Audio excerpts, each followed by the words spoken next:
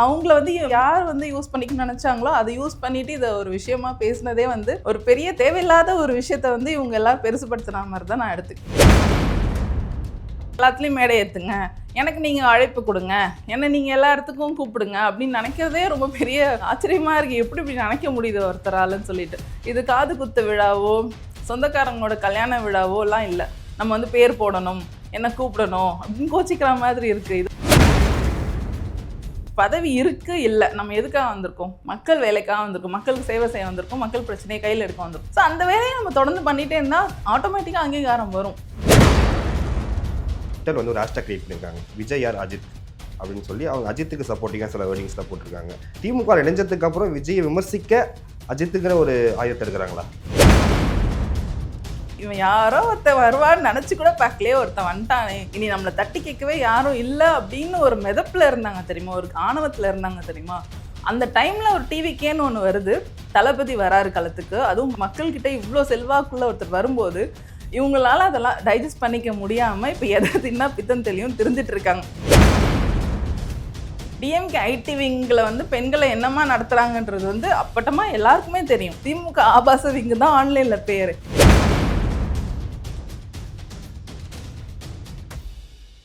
டேக்கோன் நேயர்களுக்கு வணக்கம். இன்று நம்முடன் சமகால அரசியல் பேச இருப்பவர் தமிழக வெற்றி கழகத்தை சேர்ந்த சோனியா அருண்குமார் அவர்கள். வணக்கம் மேம். வணக்கம் மேம். ரீசெண்டாக இந்த வைஷ்ணவி மேம் வந்து கட்சியை விட்டு வெளியே வந்தது பெரிய பரபரப்பு உள்ளாக இருக்குது. அவங்க கட்சியில் செயல்பாடுகள் எப்படி மேடம்?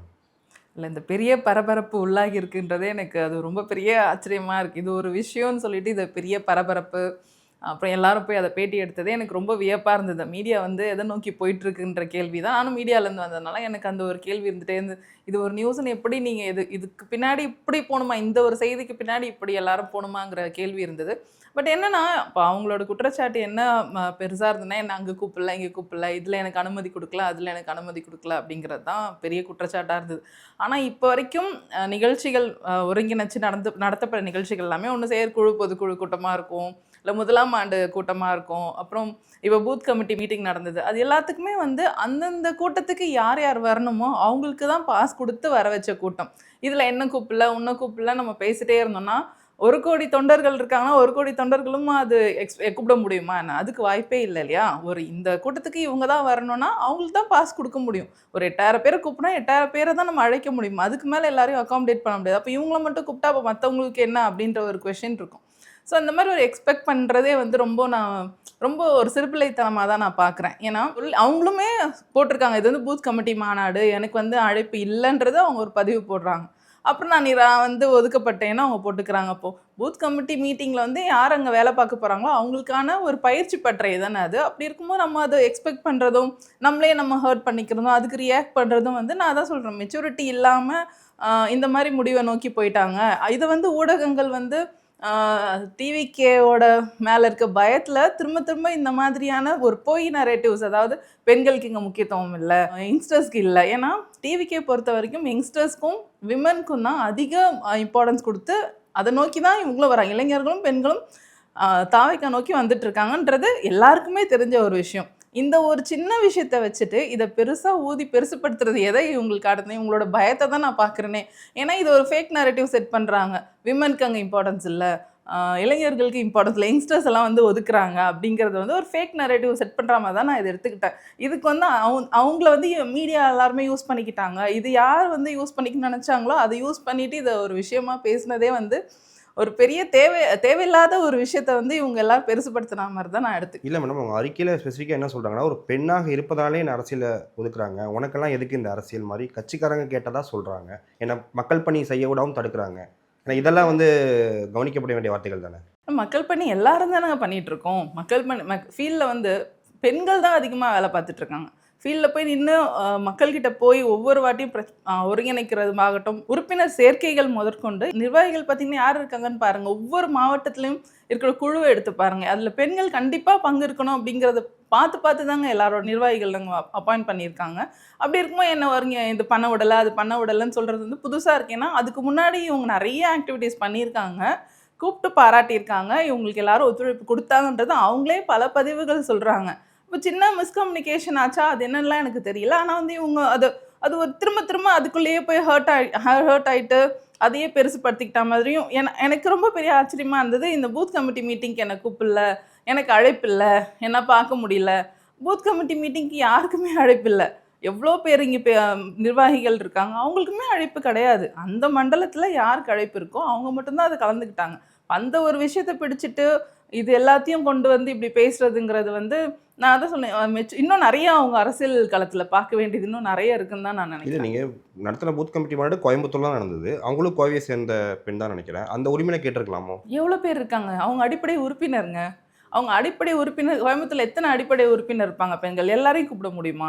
அந்த மீட்டிங்க்கு, அந்த பயிற்சி பெற்றக்கு யார கூப்பிடணுமோ அவங்கள தான் கூப்பிட முடியும். நிர்வாகிகள்ல யார் யார் குடுத்துருக்காங்களோ, நிர்வாகிகளுக்கு தான் மேடையில இடம் குடுக்கப்பட்டுச்சு. மண்டலத்தில வந்து பயிற்சி பெற்றக்கு யார் யார் பூத் கமிட்டி ஏஜென்ட்ஸா வேலை பார்க்க போறாங்களோ அவங்களுக்கு குடுத்தாங்க.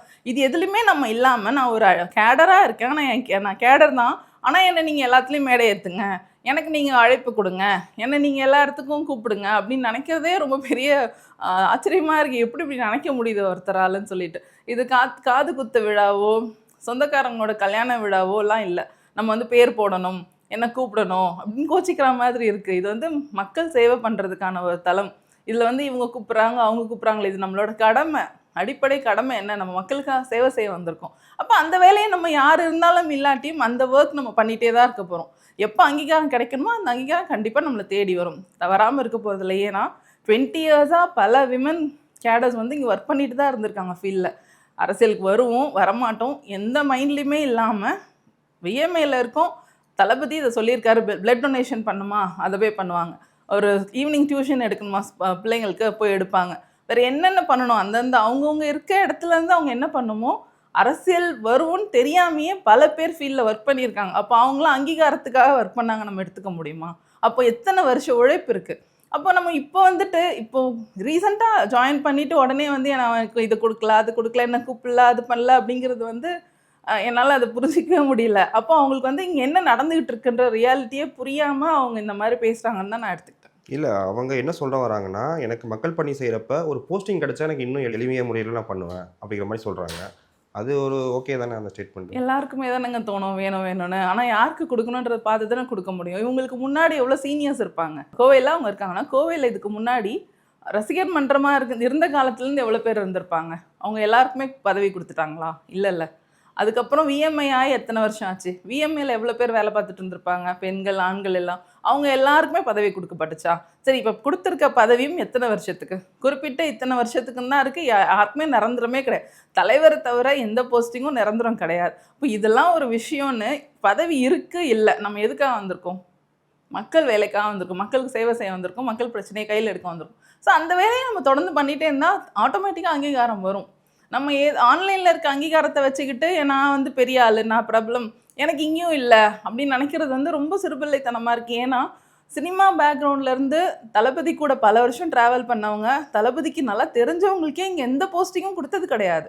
இது வரைக்கும் யாருக்கு போஸ்டிங் கொடுக்கப்பட்டிருக்குன்னா, ரசிகராக இருந்து மக்கள் பணியில் ஈடுபட்டு விஜய் மக்கள் இயக்கமாக ஆனதுக்கு அப்புறமும் மக்கள் வேலை செஞ்சவங்களுக்கு மட்டும்தான் அந்தந்த மண்டலங்கள், அந்தந்த மாவட்டங்கள்லையும் நிர்வாக பொறுப்பு தாடி கொடுக்கப்பட்டு பாலாஜிலாம் பார்க்கறதுக்கே கஷ்டப்படுறாங்கிறாரு. வர முடியாதுங்க. ஏன்னா இது ஒரு அவுட்ஃபிட் ஆல்ரெடி அங்கே இருக்குது. அந்த அவுட்ஃபிட்டில் எவ்வளோ வருஷமாக ஒர்க் பண்ணியிருக்காங்களோ அவங்களுக்கு தாங்க அங்கீகாரம் கொடுக்க முடியும். அதுதானே வந்து நியாயமும் கூட.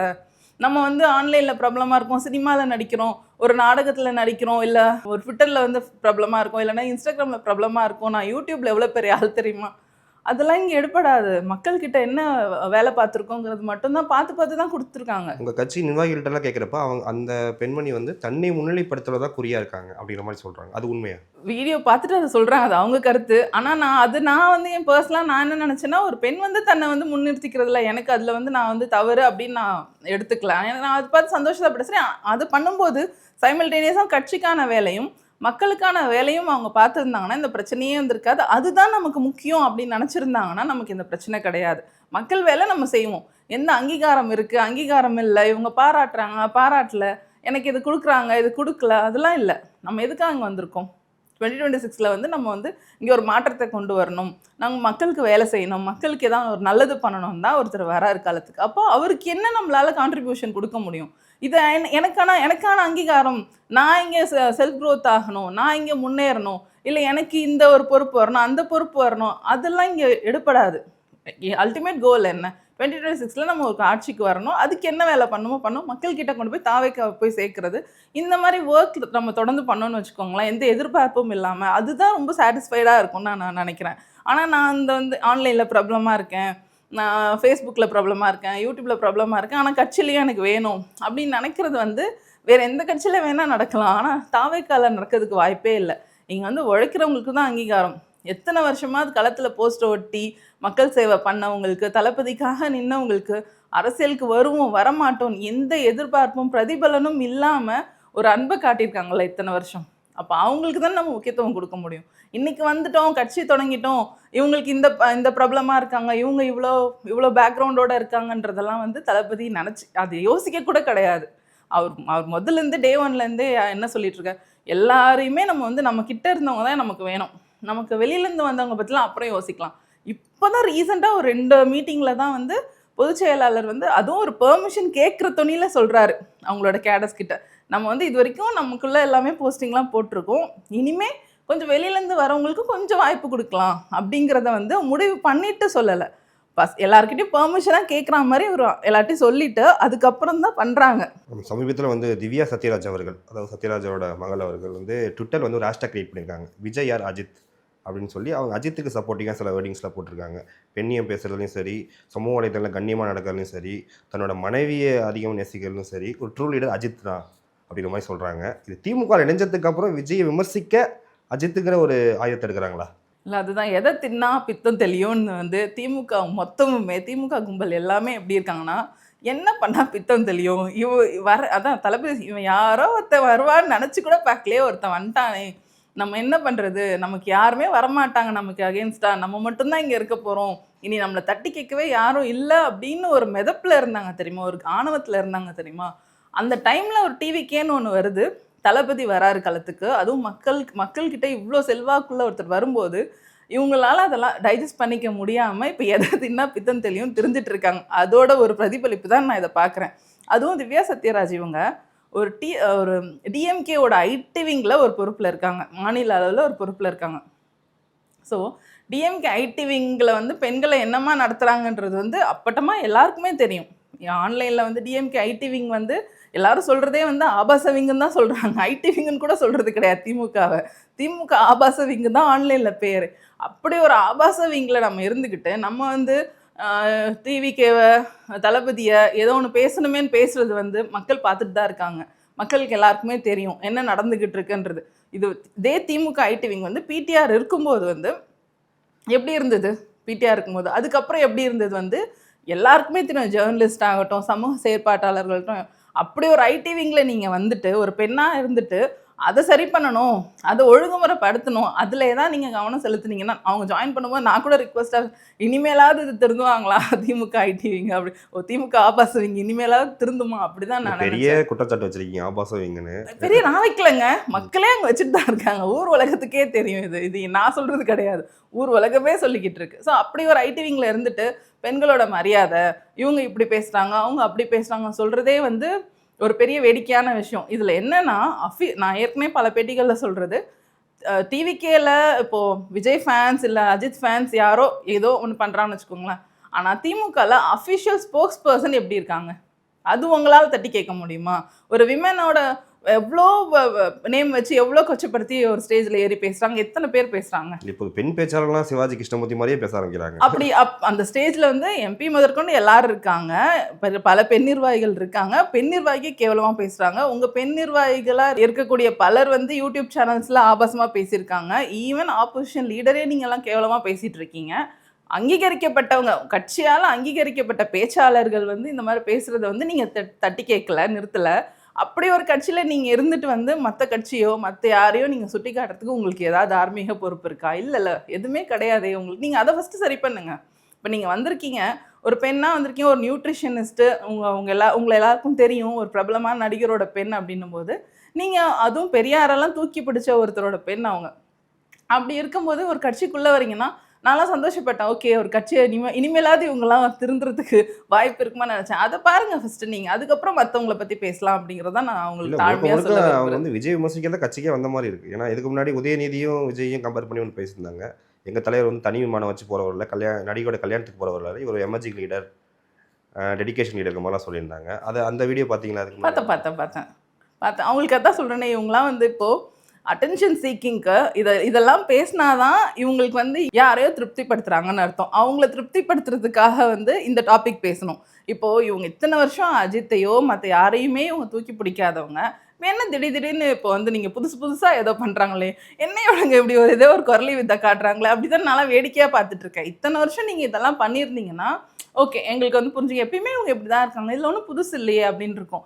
திடீர்னு ஒன்று பண்ணும்போது தான் ஓகே, எதை வந்து சாப்பிட்டா எதை பித்தம் தெளியும்னு தான் இவங்க எல்லாருமே வந்து சுற்றிட்டு இருக்காங்க போல இருக்கு. சரி, பாவமாக இருக்குது அப்படின்னு தான் நான் நினச்சிக்கிட்டேன். சில நாளுக்கு முன்னாடி திண்டுக்கல் லியோனி பட்டிமன்ற பேச்சாளர், இப்போ திமுகவோட முக்கிய பேச்சாளர் இருக்கார்.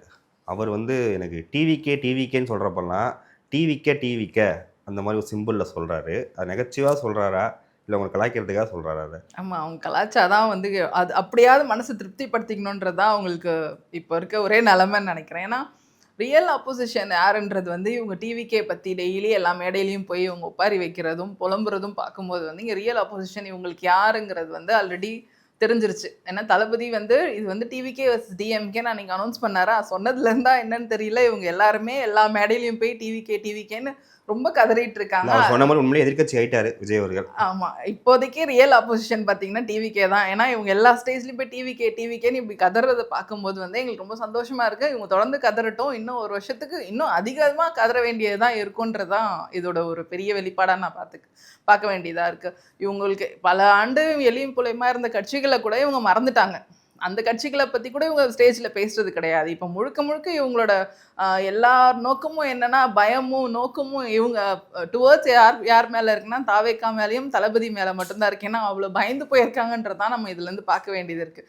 75 வருஷ கட்சி, இத்தனை வருஷம் நாங்கள் ஆட்சியில் இருந்தோம், இவ்வளோ பெரிய பாரம்பரியம் இருக்குன்னுலாம் பேசும்போது வந்து ஒரு வருஷமே ஆன கட்சிக்காக இவ்வளோ புலம்பும் போது தளபதி சொன்னது தான் மீண்டும் இப்போ உறுதியாக நம்ப வேண்டியது இருக்குது. டிவிக்கே வர்சஸ் டிஎம்கே தான் 2026 எல்லாரும் பார்ப்போம். இது ரொம்ப புதுமையான ஒரு தேர்தலாக இருக்கும்னு தான் தளபதி சொன்னார். அதே தான் நானும் இப்போ இவங்கெல்லாம் பேசுறதை பார்க்கும்போது எடுத்துக்கலாம். மேம், ஒரு சில குறிப்பிட்ட நிர்வாகிகிட்டலாம் கேட்குறப்ப வந்து கட்சியில் சில போஸ்டிங்ஸ் வந்து குறிப்பிட்ட பணம் வாங்கிட்டு போடுறாங்க, ஒரு ஆள் சூஸ் பண்ணிட்டு தான் போகிறாங்கிற மாதிரி சொல்கிறாங்க. அது எந்த வகையில் உண்மை? கிடையாதுங்க, அப்படி எதுவுமே கிடையாது. ஏன்னா எல்லாருமே ஆல்ரெடி பல வருஷம் விஎம்ஏல ஒர்க் பண்ணிட்டு வரவங்க. அவங்க ஆல்ரெடி ஏற்கனவே நிர்வாகிகளாக இருந்தவங்க. அவங்கள போஸ்டிங்கில் திரும்ப போடும்போது எதுக்குங்க பணம் வாங்க போகிறோம்?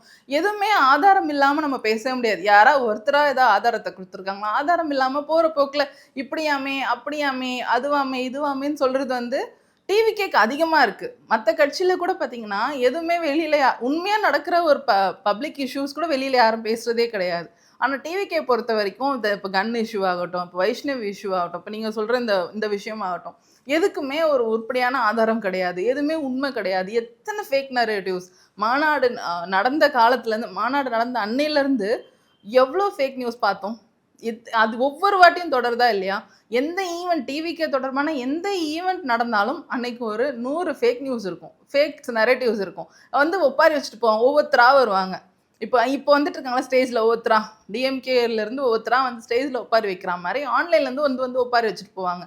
அன்றைக்கி ஒரு ஈவெண்ட் நடக்கக்கூடாது டிவிக்கேல. அன்றைக்கி பார்த்தீங்கன்னா ஒரு 10 நியூஸ் வந்து அந்த ஈவெண்ட் நியூஸ் இருந்தால் ஒரு 10 நியூஸ் வந்து ஒரு நெகட்டிவ் நியூஸ் இருந்தே ஆகணும். அது எங்கேருந்து வர அழுத்தங்கிறது எல்லாருக்கும் தெரிஞ்ச விஷயம். நம்ம அது தனியாக அது பேச வேண்டிய அவசியமே இல்லை. இவங்களோட நரேட்டிவ் என்ன, இவங்க டிவிக்கே பார்த்து எவ்வளோ பயந்து போயிருக்காங்க, அவங்க ரொம்ப தூக்கத்தையே கெடுத்துருக்குன்னு கூட நான் நம்புகிறேன். ஏன்னா முழு நேரமும் டிவிக்கே பின்னாடி தான் சுற்றிக்கிட்டு இருக்காங்க. அப்போது ஆல்ரெடி பாதி சக்ஸஸ் அப்படின்றதான் நான் எடுத்துக்கிறேன்.